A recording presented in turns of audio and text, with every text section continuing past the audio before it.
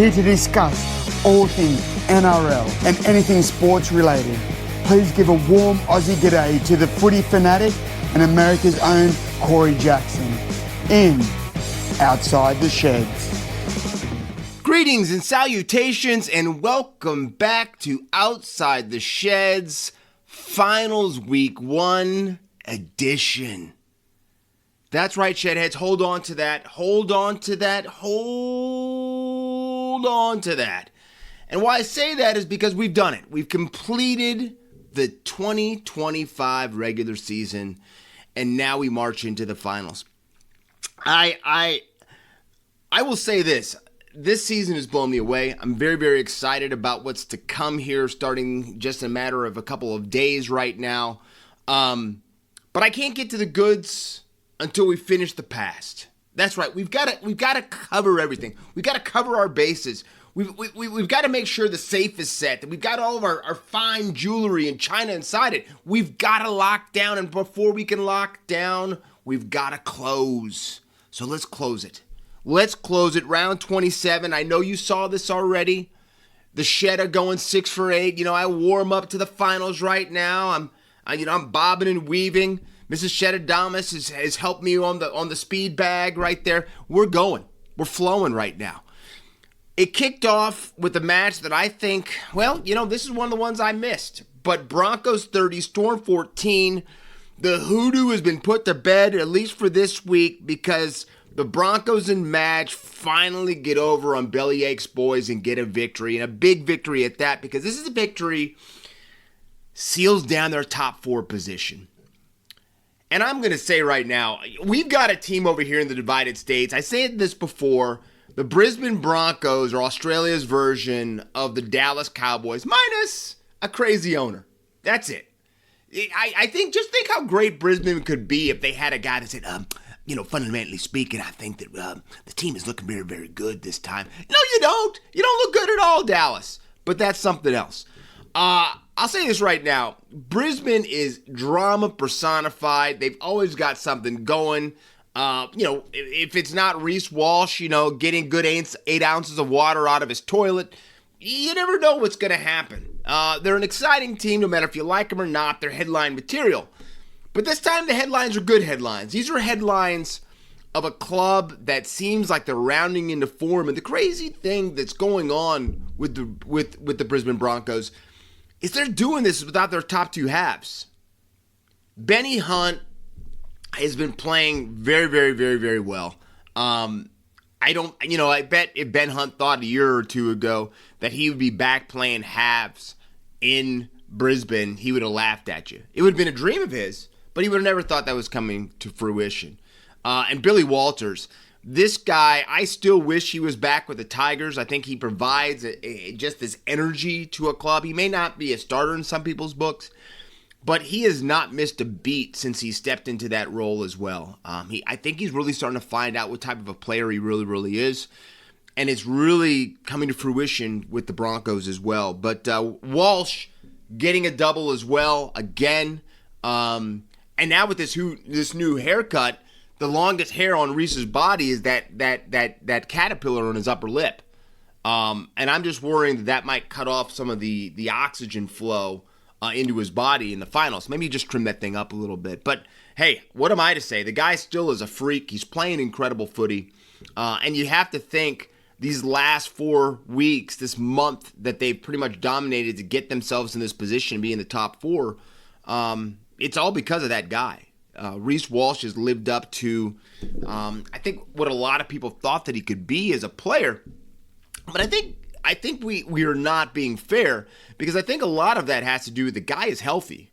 And I know he walked off the field with a little bit of, I don't know if it was calf tightness or whatever this week in training, but he has been on top of it. He's been playing well. And I don't think you can say anything else besides this team is going forward because of Reece Walsh. Everyone has stepped up when they've needed to, and the Broncos now are a top 4 side. Sea Eagles 27, Warriors 26, DCE finishing off that stellar career on the northern beaches and knocking down the 1-point field goal to actually be the deciding point that gets the victory and sends him out on top and ending his Manly career. It's kind of strange for me to really think the DCE is possibly, I don't think any of us know what he's going to do next season, but by quite possibly, we're never going to see him again in a Manly jersey. And there's some players you just want to see kind of go out as a one-team player, and maybe DCE will. Maybe the Roosters, that team, another team out there that might have tricolors. I digress. But possibly, maybe they say we're going in a different direction. We're staying with our young halves, whatever. And DCU does finish his career and never plays for anybody else. I don't think that's going to happen, but it is going to be strange to see him in another jersey. But it was an incredible career. I'm saying it was, 15 years that he has been with the Sea Eagles. But I think it is fitting that his time is coming to end the same time that Kieran Foran is playing his last game too, because I think those two, no matter if they didn't play their entire careers together, I'm always going to think about those two being the best, since I've watched the game, the best Manly's have combination that I witnessed. So congratulations to DC on an incredible career with the Sea Eagles and a big victory for them to end the season. I think that that's going to keep a little heat off the coaching staff, if you know what I mean. Roosters 36, Rabbitohs 6. The Book of Feuds really doesn't go into much of a feud. Dominated by the Chooks. The Chooks put them to the sword. They handled the Bunnies. It kind of surprised me because that might have been the strongest South Sydney club we saw all season, and nothing was going to stop the Chooks. Nothing was going to stop the Roosters this week. They looked in fine form. Marky Mark playing incredible footy still. I just see that, again, this team, Robbo, gets this team into the finals. And, does anybody really want to play him?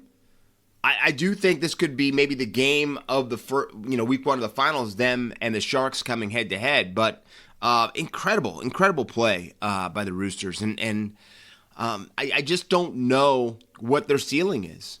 And that's why I cannot believe they would mess with this chemistry that's forming with this club by possibly bringing DC in next year's. But they're in the finals. That's all you can say. And with that victory, it kind of made the rest of the weekend kind of a ho-hum thing because no one else really had anything to play for.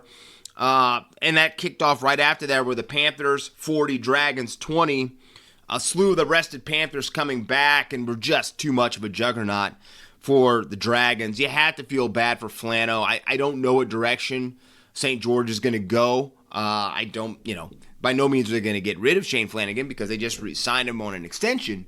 But this team just a month ago looked like were starting to figure things out, and they have just imploded the last few weeks of the season. They look a shell of the club that look like they might be figuring out what Flano needs, what he wants, all that type of stuff. I don't even know what to say. Very, very disappointing end of the season for St. George. But Penrith, looking strong, looking like they're ready. They knew what they had to do. They knew that they weren't going to finish in the top four, so let's rest some guys up. We see what's in front of us. We know that we're the four-time defending premiers. Let's make this happen. So, going to be interesting to see if Ivan's thought process of resting some guys is really going to pay off on the back end here. But big victory by Penrith to march into the finals with a W. Titans 36, Tigers 28, down 28-12 at halftime. The Titans just come alive. I don't know what that halftime speech was by Desi. I wish I had that on a little bit of an 8-track. Some of you might know that, but you record that on 8 tracks. You have it for the tapes. But wow, I got to tell you something. That second half, and I'm not going to say we don't have a dog in the fight because all of us have dogs in the fight. All of us like certain clubs more than other clubs, and I try to keep that below boards when I talk on this show because I think everybody deserves equal representation, and I'm gonna eviscerate anybody who does something wrong, and I'm gonna praise somebody who does something right.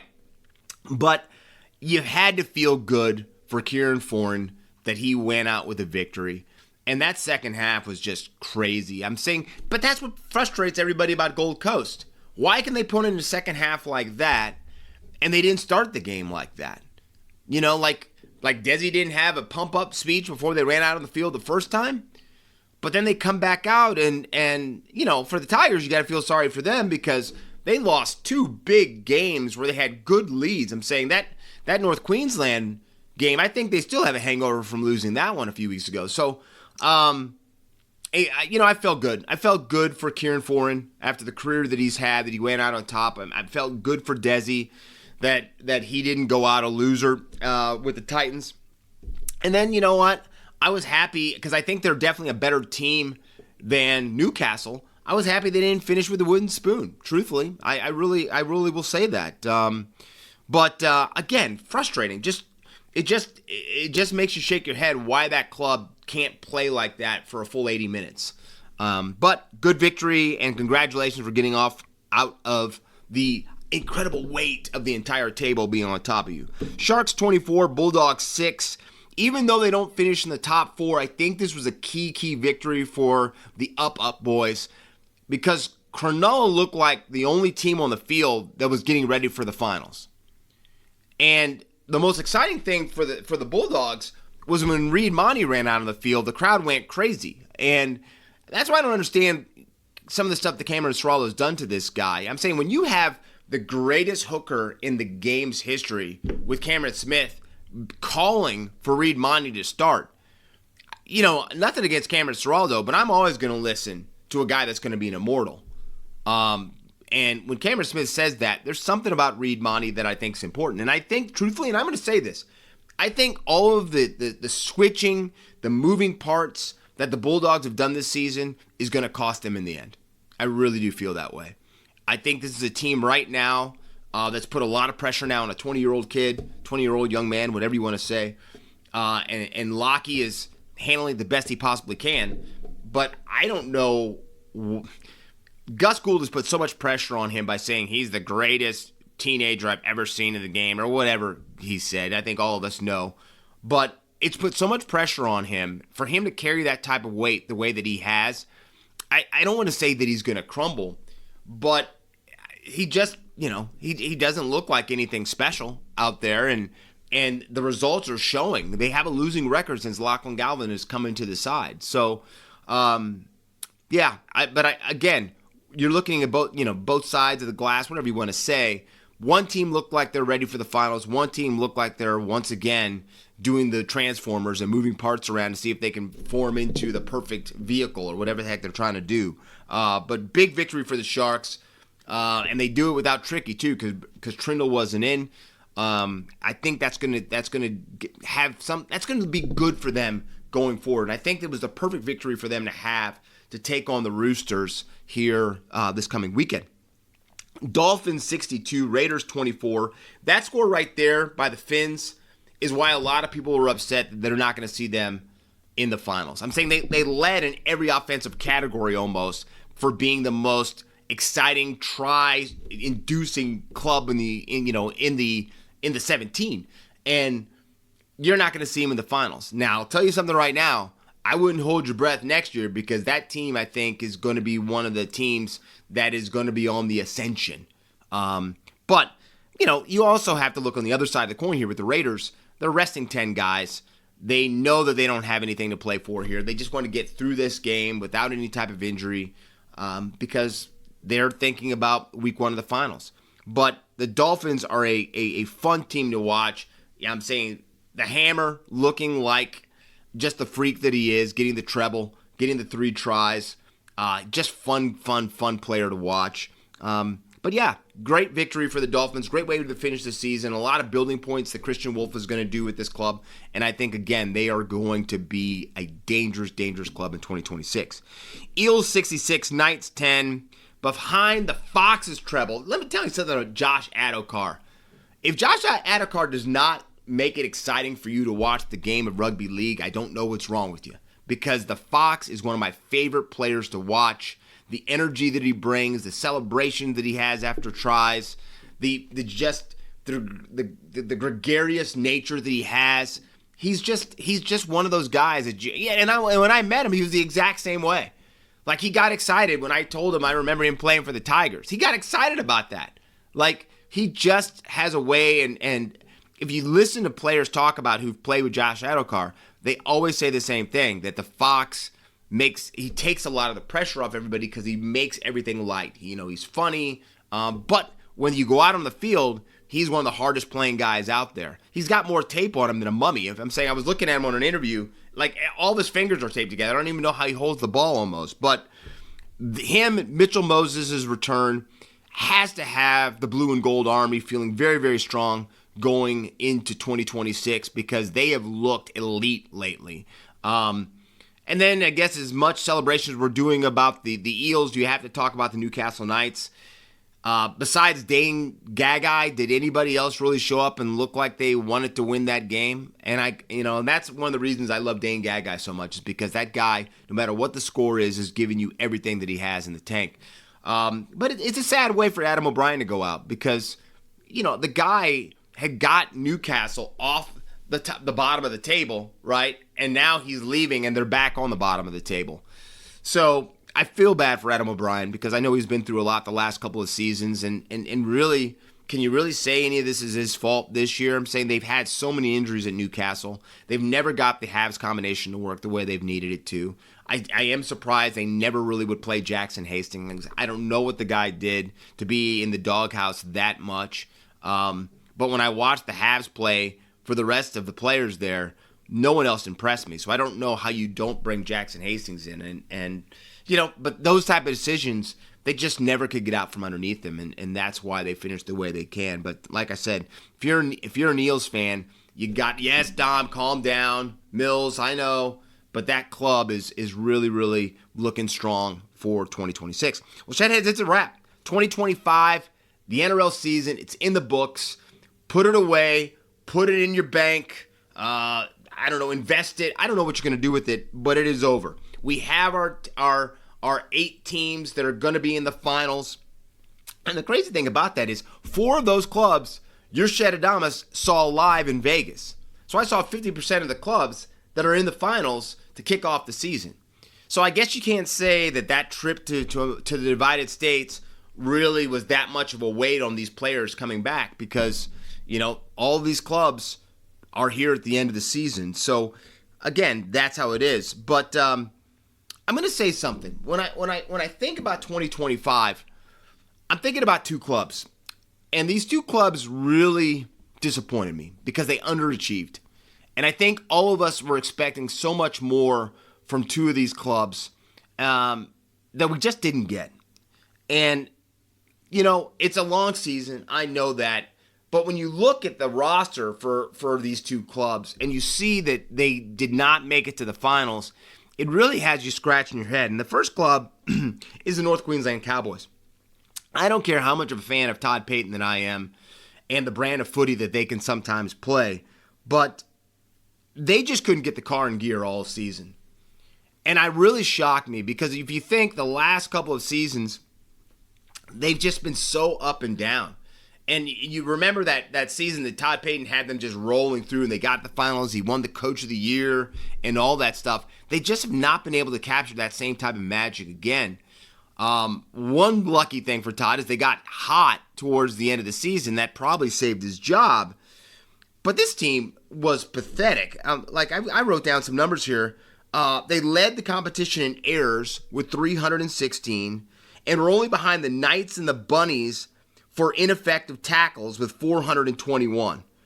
Their defense was atrocious all season. And I don't care how great your attack can be, you've got to play defense. And the funny thing about it is that's a saying in America, that's a saying in, well, I don't know about the EPL, but that's a saying in, Australia, New Zealand. Defense wins championships. And if you can't play any type of defense, you're not going anywhere. You're just not. And there was just some horrible games where you watched that I was like, I don't know if they could stop anything. But that is why they were in the position they were in. They just could not play defense. And it kind of shocked you because that's what that season that Todd Payton got them to the finals. That's what they were known for. They were just so strong in their defense, and they defended for each other, and that has gone by the wayside. And like I said, he's just lucky they finished the season strong, because he could be it could be 3 coaches on the chop block instead of just 2 at this current juncture. So North Queensland was very, very disappointing for me. But I am excited to see them in Vegas here in a few months. My other team was Manly. And I don't know, now thinking back now about my 15 years in the game, but thinking back, I don't know if I remember a team that was so beloved and projected to be a club that could definitely be in the top 4 to start the season that just could not get it together. And I looked at something, and I think all of us know, and we probably all feel we know what the culprit was for the downfall for the Seagulls this season. And unfortunately, that was their captain at the time, Daly Cherry Evans. Because on March 24th, DC made the announcement that he was not going to be with Manly after this season. At that point in the season, they were 2-1. After he made the announcement, the club went 10-11. And if you look at the way that went, they'd win 1, lose 2 or 3. Win 1, and it just, they could never get into stride. And it's crazy I just used that term, get into stride, because the one guy you think as a strider, somebody who can just open it up for Manly, is Turbo, Tom Trbojevic, right? And I think Turbo's season is kind of a microcosm of what Manly's season was. It was just, Tom just seems like he hasn't been able to really stretch it out. He hasn't seemed like he's felt comfortable just streaking down the field. It got so much so he was kind of injured. Then they put him in the centers for a little bit. Now he's made it back to the fullback position, and they've kind of stabilized at the end of the season, right? And so is Tom. I think this is the most comfortable we've seen Tom Trbojevic, or Turbo, whatever you want to call him, in the fullback position for quite a long time. But you still get that feeling when you watch Turbo catch the ball or really take off on a run. You're always kind of wincing that you're waiting to see him go down bad in a tackle or pull a hammy, or he's got that player that almost feels like he's got a little bit of a curse over his head, that you're just waiting for the next domino to fall for bad news or for a bad result. And that's kind of what Manly's been like. They just kind of felt like a team that has kind of had a little bit of a cloud over them, that they just can't seem to get out from underneath it. And sure, there were some injuries at Manly. I'm saying Jake didn't finish the season, and everybody knows how important Jake is to that club. And if anything, it's just for the energy that he brings back for the club and into the sheds and all that. But they were just too erratic. And you wonder, did the drama, which we know, when your captain says that he's leaving the club the way that he did on national television and kind of makes a point of it, and then thinks that you're going to come back in there and all the boys are just going to go, oh, I understand DC. No, it's not how it's going to ever be. So, no matter how you want to say it, it was a disappointing season. And for them, okay, sure, they didn't make the top 4, but not to make the top 8 at all and to be out of finals again, not good at all for Manly, and very, very disappointing if you're a fan, because, I sat with the Manly fans. That's kind of where my seats were at when I was at the 2013 Grand Final. And, if any of you have been in the stadium with them, they are a loud, vocal bunch of people. They're proud of their club. They don't care if you don't like them. What is it? Manly hates you too. I think the guy had a sign next to me. So they have no problem getting into you a little bit. But it's sad to see a club that has such rich tradition and history again not be able to find the groove to get into the finals again. So we'll have to see, what 2026 has in store for them. We know they've got some big players that are coming in, but again, 2025 not ending the way a lot of people projected for the Manly Seagulls. Now, in 2026, I have 3 teams that I think are the teams to watch going forward, that I think we're really going to push to get into that top 8. The Eels, I think if Mitchell Moses is healthy, that they are going to be a team that is really going to be on the rise. The Dolphins, I think, man, they're going to be a team that could do some real danger next season. I really think that Christian Wolf, with his second season at the helm at that club, and after I watched how he coached in the Super League, they are going to be something special next year. I'm telling you right now, the Dolphins are going to be that team that everyone's going wow about. They've got their halfback in Asako. They are ready to really, really get some scalps, as I always say. And that other team, I really feel this. The West Tigers. I think the West Tigers are getting what Benji's trying to get through to them. I know that these 2 out of the 3 games of the season, their defense really let them down in the second half. And like I said, I don't think people will forget for a long time that collapse at Leichhardt when they let the Cowboys back in to score when everybody was really truthfully celebrating the crowd. But I think with some of the additions that Benji's got coming in, another year with the leadership group that he has in store there, Jerome Luai, I think, is really going to step up and get the character. Appy's still going to be there. I just think that the West Tigers, it could be the time for the drought to end. And it's insane to think how long this club has not been in the finals. It's insane for me. So I think those are my 3 teams that I see going forward really have the best chance of cracking the top 8 next season. Now, as we go into the 40-20, Shedheads, for the first time since I began watching the game, I'll say this again. I really feel that every single one of the 8 teams that made the finals can tell themselves they can win it. And not the time like when you see a team that like, I don't know, if you saw like Manchester United playing Lower East Side London. I don't know. I just made that team up. No matter how much Lower East Side London thinks they're going to win, Manchester United is usually going to beat them. Well, maybe not this season. But what I'm saying is there's just times that you can try to talk till you're blue in the face that we really have a chance, that everybody in the building knows, no, you don't, mate. You don't have a chance. And that's the case here. I don't think that's what's happening. This season, this competition in 2025 has been so non-predictable, unpredictable, whatever predictable you want to say. You just don't know what's going to happen. You don't know what the result's going to be. I've always said this, and you guys have heard me say this, when all the money's going one way, bet the other way, right? And you're going to hit that about 30% of the time. But that's not bad, because when you do hit, you're going to really, really make out, right? That's not the case this time. This year has been insane. Like, you have a chance betting either direction because you just don't know. And when I look at these 8 teams that are in, I really can make a case for every single one of them why they have a really strong chance to win the whole thing. There's only about 2 teams out of the 8 where I'm saying, okay, they really are going to have to go on a magical run to make it there to the finals and possibly win it. But they still have a chance because they played incredible footy at certain points during this season. Now, the finals start tomorrow, I guess you can say. I'm all thrown off when you hear me hesitate when I say tomorrow, because it's not really my tomorrow. Shedheads, it's a little bit farther than that because I'm, where I'm at. I'm over here in the bunker here in the Divided. But it starts off with the Storm and the Bulldogs in Melbourne. I'm going to say this right off the bat. The Bulldogs are one of those clubs that I'm saying, I don't think they can do this.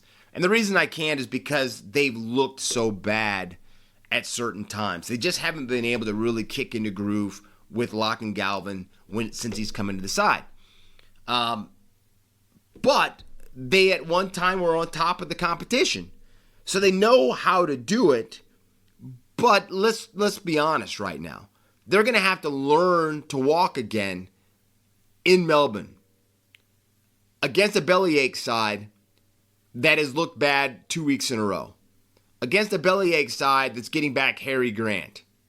Yes, they're losing Jerome Hughes, who's going to be out. Pappenhausen's out with his concussion. But everybody knows Harry Grant is a major card for that team. Because no matter who they play in the halves with money, they're going to be solid because Harry Grant's right there. So, yes, that's 2 big losses. Hughes, Pappenhausen, for sure. Not taking anything away from them. Big Nelson, he's out too. But what I'm saying is, with Harry Grant, you've got your field general there. You've got the guy that will steady the ship. You got the guy that just for whatever reason, you just get that feeling that he knows something no one else knows when the game is going on. And the game is in Melbourne. It's at night. It's tough for me to think that the Storm are going to lose 3 games in a row, no matter who's missing.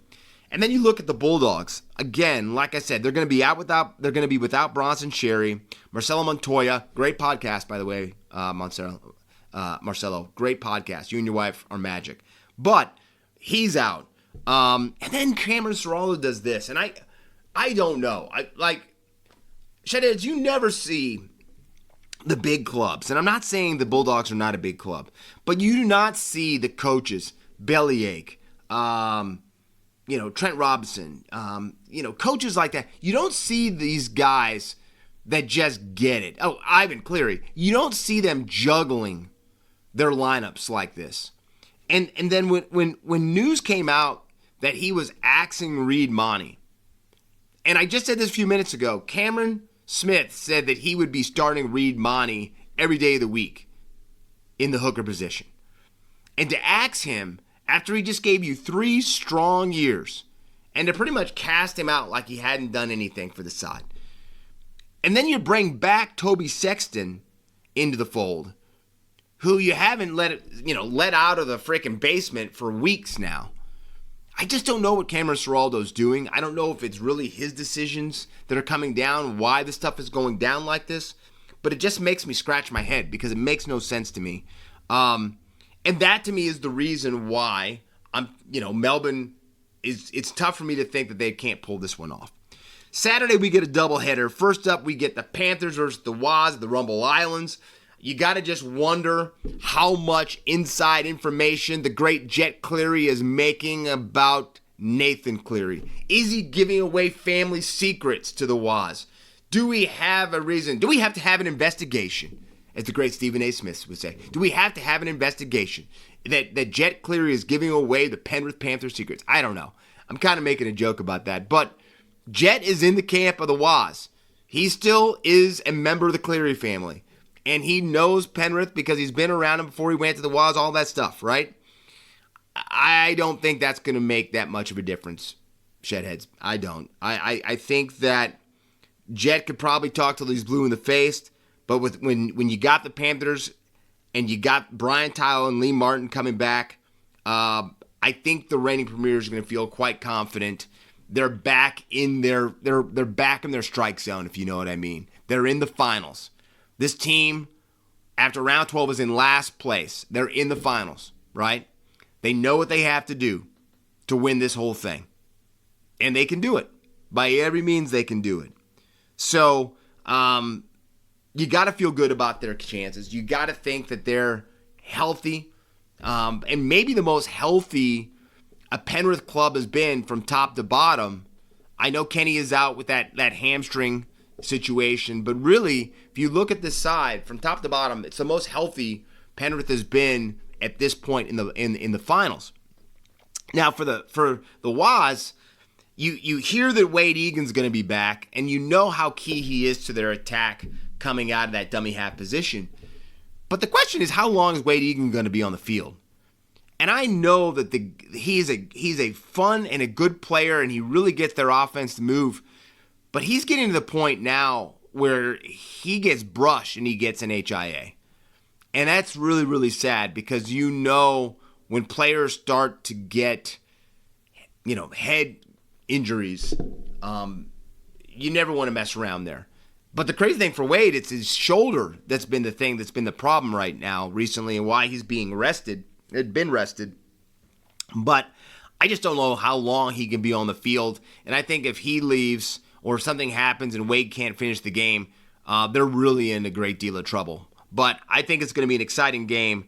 I just feel that one side definitely has the upper hand there. And then the nightcap, or the sunriser, if you live over here in the divided states. The Roosters versus the Sharks at Shark Park. To me, the hardest game of the 4 to pick for this weekend. At least for the Sharks, you hear that Braden Tricky's going to be back. So you got to feel that the Habs are doing well for them now. They've got their combination back in place. They're a pretty healthy club.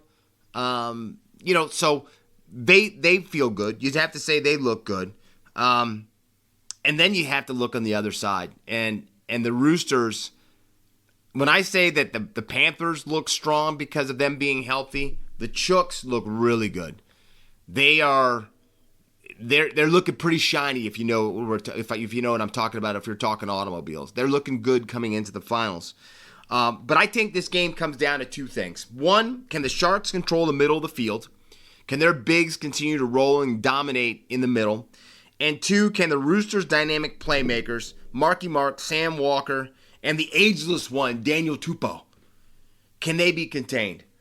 Because when Sammy Walker, when Hollywood kicks to the corners and you got two guys that are high flyers that just dominate the air, like Marky Mark and Daniel Tupou do, it's going to be tough. It's going to be very, very tough for the Sharks. And that's what it's going to come down to.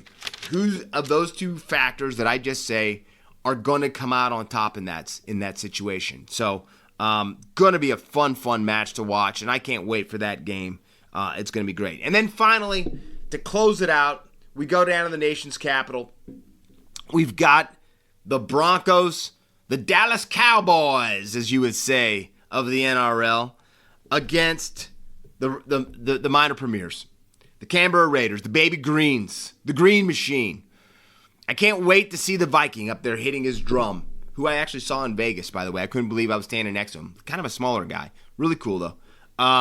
But finally, going back to the Milk Mafia. Going to be down in the nation's capital. You couldn't ask for a better matchup. You couldn't ask for a better setting because you know the Raiders are going to leave it all on the field. You got to wonder because they're going to need him. If Big Papa, if that ankle can hold together, can they get him shot up or taped up or whatever it needs to be and that he can be effective for the Raiders because they're going to need him to match up size-wise with the Broncos. Papa's going to have to play, and he's going to have to play well. But it's going to come down to it. Some people feel the ineffectiveness of, or how should I say this? That's not the word I'm looking for. I apologize.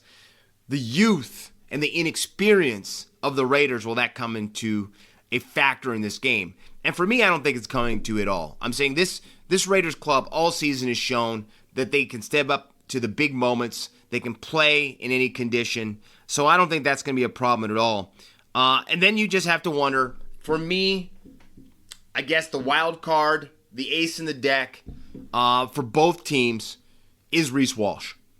Because if Reece Walsh plays the brand of footy that he's been playing for the last 4 weeks of the competition, if Reece Walsh is dialed in, if Reece Walsh can get on the front foot, attack the corners, and just kind of open up the play, they're going to be a tough team to beat.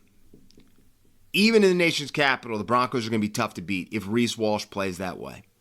And that's what an X factor is, Shedheads. That is what an X factor is. A guy, no matter how well either team is playing, if he flips the switch, he can do magical things.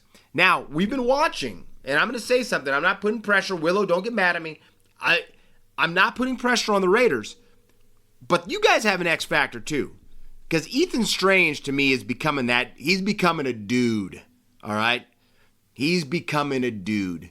And over here in the sports world in the Divided States, when someone's the dude, he's not Lebowski, first off.